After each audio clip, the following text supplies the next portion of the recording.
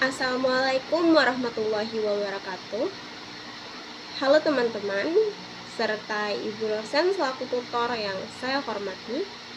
Perkenalkan, saya Fadila dengan NIM 8603471113 dari program studi PGSD semester 2. Pada kesempatan kali ini, saya akan mempresentasikan materi tentang pilar-pilar pendidikan dan relevansinya di era digital.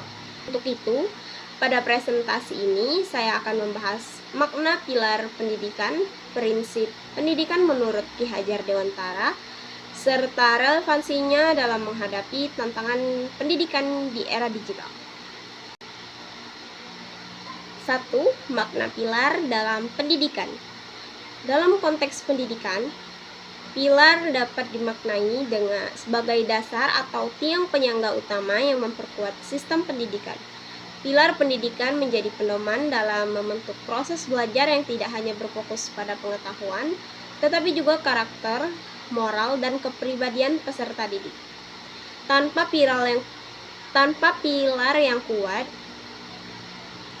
pendidikan akan kehilangan arah dan sulit menghadapi perubahan zaman, terutama di era digital yang berkembang sangat cepat seperti sekarang. 2.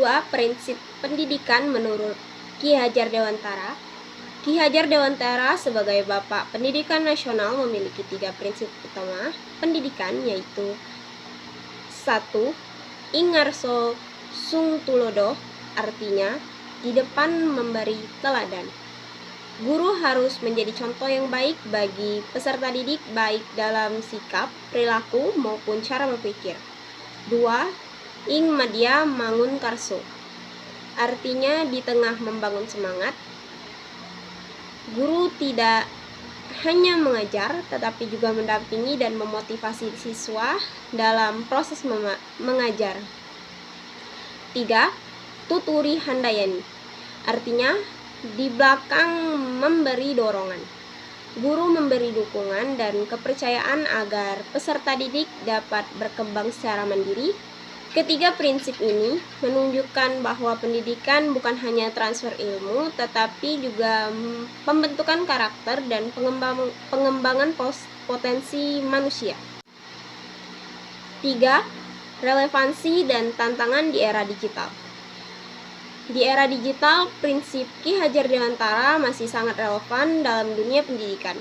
Misalnya, saat pembelajaran daring yang berkembang sejak pandemi COVID-19. Guru tidak lagi hanya mencapai materi, tetapi juga harus mampu menjadi teladan dalam penggunaan teknologi secara bijak.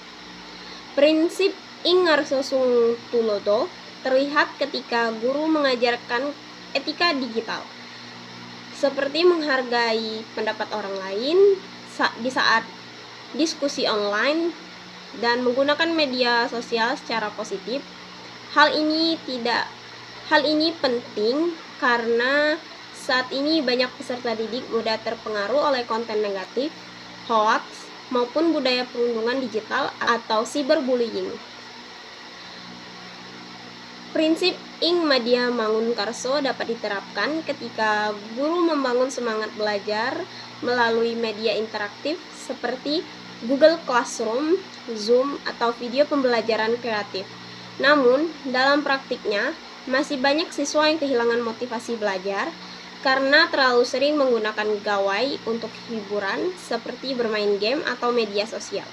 Sedangkan prinsip Tut Uri Handayani terlihat ketika guru memberi kesempatan kepada siswa untuk belajar mandiri dan mencari informasi dari berbagai sumber digital.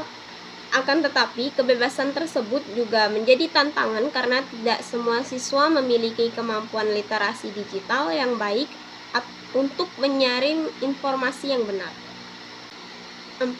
Refleksi terhadap pendidikan nasional. Menurut saya, pilar pendidikan Ki Hajar Dewantara masih sangat dibutuhkan untuk menjawab persoalan pendidikan nasional saat ini.